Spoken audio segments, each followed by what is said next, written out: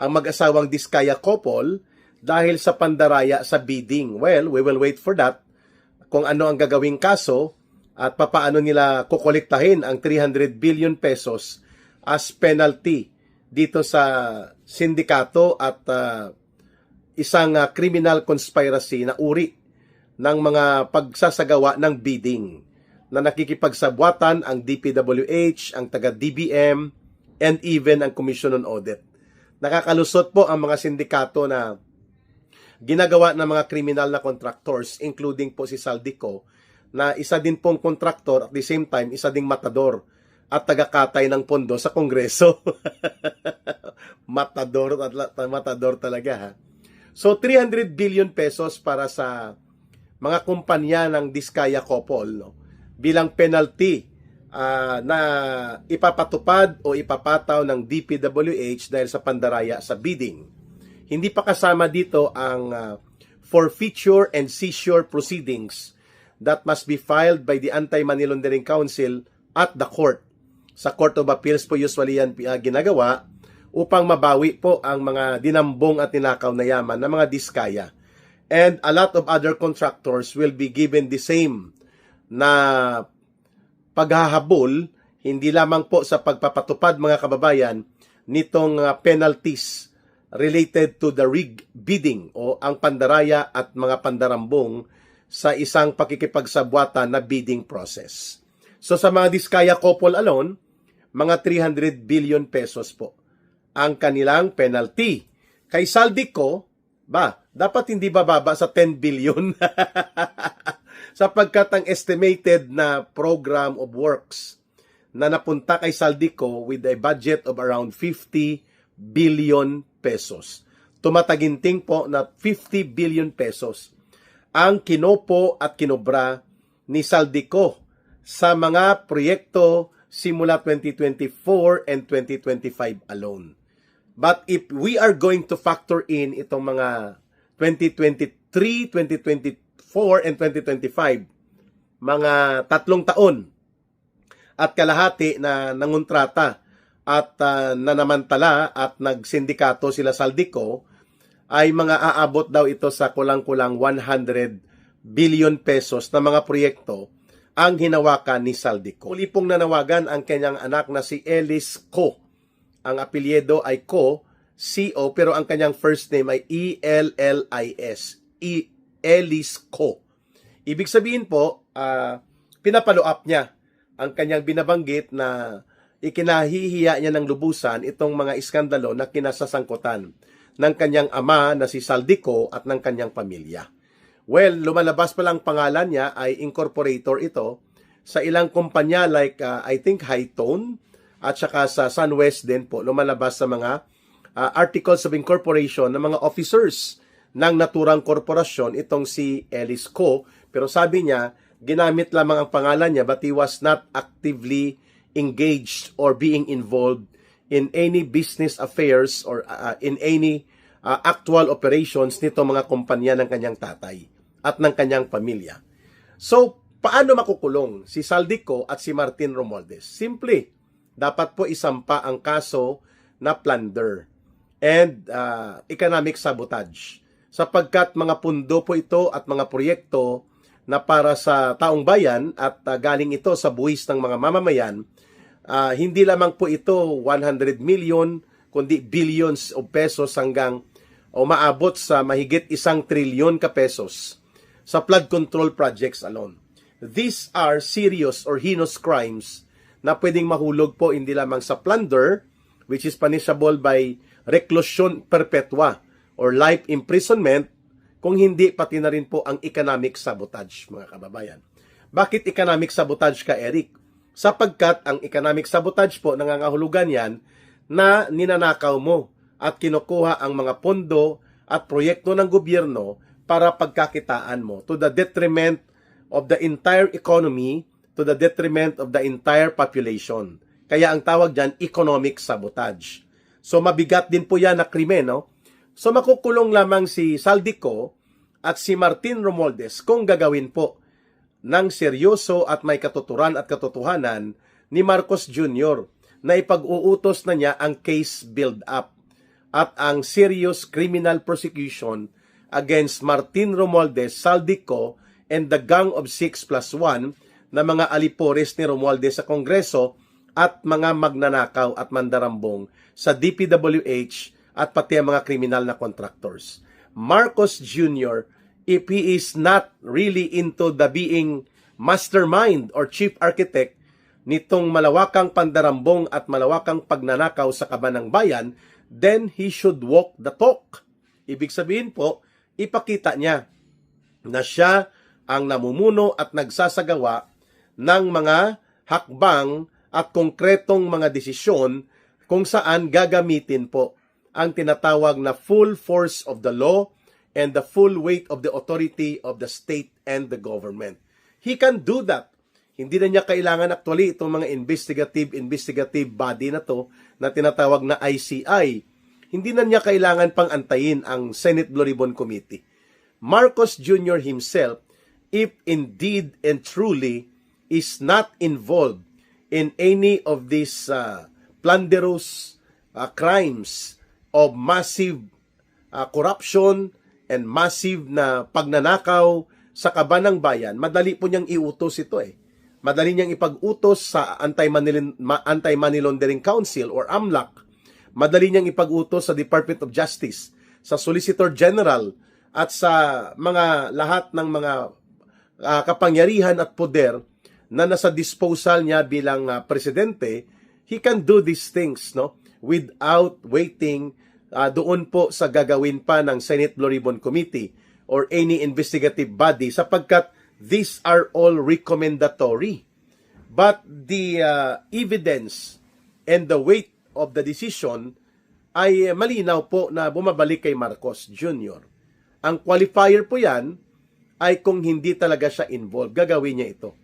Pero the way things are unfolding right now, iniiwas nga ni Marcos ang pananagutan mula sa kanya at kung pwede i-manage niya na hindi sumambulat ang pananagutang kriminal kay Martin Romualdez. Kasi kapag nangyari po yan, naaabutan ng kriminal na pagsabog ng kanyang pananagutan sa overall na conspiracy na ito, Martin Romualdez, at kapag tinuga siya nila Saldico at ng mga Gang of 6+1, ay walang iba pong aatrasan si Martin Romualdez kundi ituturo niya si Marcos Jr. Kaysa naman siya lang ang makukulong at hindi po mapaparusahan sila Marcos Jr. Kaya itong panawagan na makukulong na si Saldico at si Martin Romualdez, these are legitimate call of the people. At itong panawagan na ito ay kaakibat yan sa panawagan na kung si Marcos ay involved at malamang sa malamang involved nga, dapat pati siya ay mayroong seryosong pananagutan sa taong bayan sa pamamagitan po ng pagsasampa ng kaso laban sa kanya. Makita natin na mukhang nakatutok, naka-overly concentrate, There is an overly concentration or over-concentration ng focus, ng efforts, ng atensyon sa mga kontraktor lamang at sa mga operatiba ng DPWH. Pero hindi naman ito mali, pero ito ay kapos at kulang. Ang ibig po nating ipakahulugan, nandyan pa po ang mas may mabigat na pananagutan, ang mga Gang of 6+1 na grupo nila Romualdez at Saldico. Nandyan pa po si Saldico, si Martin Romualdez, at nandyan po ang papel ng Commission on Audit and even ng Department of Budget and Management na dapat ay maimbestigahan sila. Ngayon, mukhang ang game plan ni Marcos ay ibuhos lahat ng pagsisisi at ibuntun ang lahat ng pananagutan dito sa grupo lamang ni Saldico. At pero kaya nga nila pinatakas at pinaiksit na si Saldico kasi kapag nahawakan po ito sa isang open investigation forum, kagaya po ng kapag matino at matuwid ang pamumuno sa Senate Blue Ribbon Committee, marami pong mapipiga na mga testimonya at pagpapahayag that will really strongly establish itong pananagutan ni Marcos sa panunumbalik po ng malawakang pandarambong at pangungurakot sa kaban ng bayan. Na hindi lang po ito magagawa at hindi ito solomente na magiging pananagutan lamang ni Saldico.